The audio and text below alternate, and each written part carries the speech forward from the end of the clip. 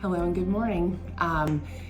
This is a message for everybody, specifically for people who did experience some damage from the heavy rains we had on Tuesday.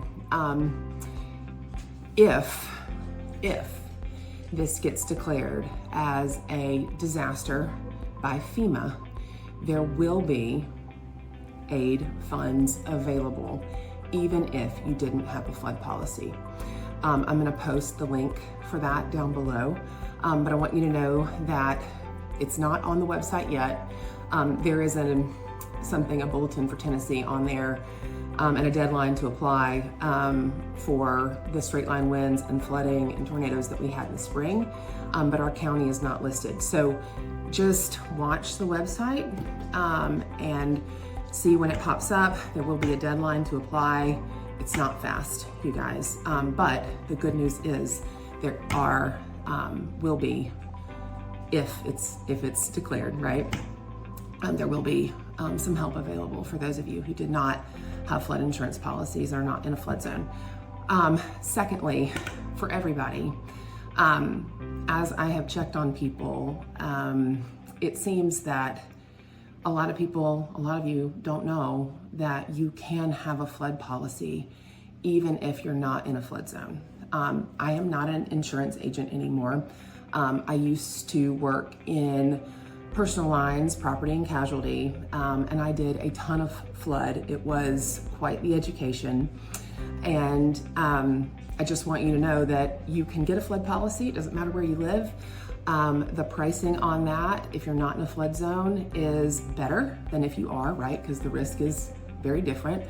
And there is coverage there. Now, when I was doing this, I think the limit on coverage was like, for preferred policy, when you're not in the flood zone, I think it's like $250.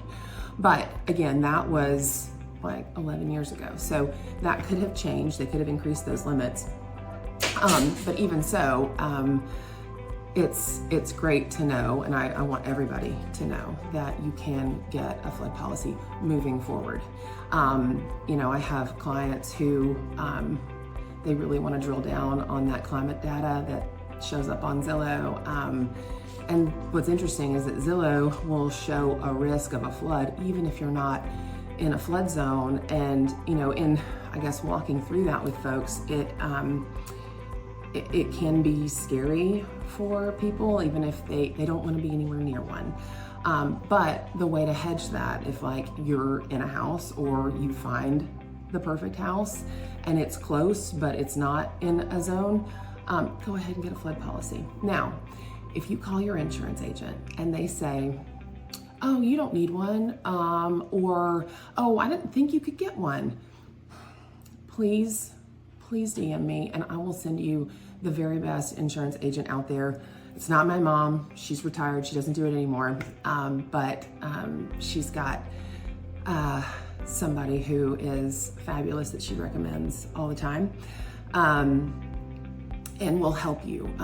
What I hope for people, even in my time working for her and working in insurance, is that whoever you're using for coverage, whether it's a brokerage or it's in captive carrier like State Farm or Allstate, is that you have an advisor. You have somebody who looks at your particular situation and goes over the coverage with you, helps you understand that homeowners insurance never, ever, ever has any flood coverage. They might have a long time ago, but many of those policies have expired or changed.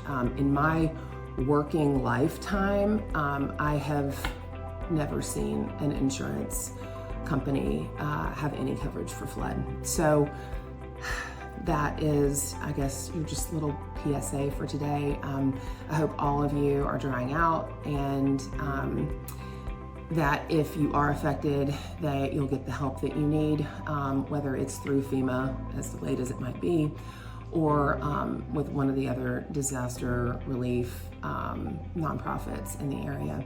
And certainly if you need any help with that, reach out. I'm happy to be the source of a source and point you in the right direction.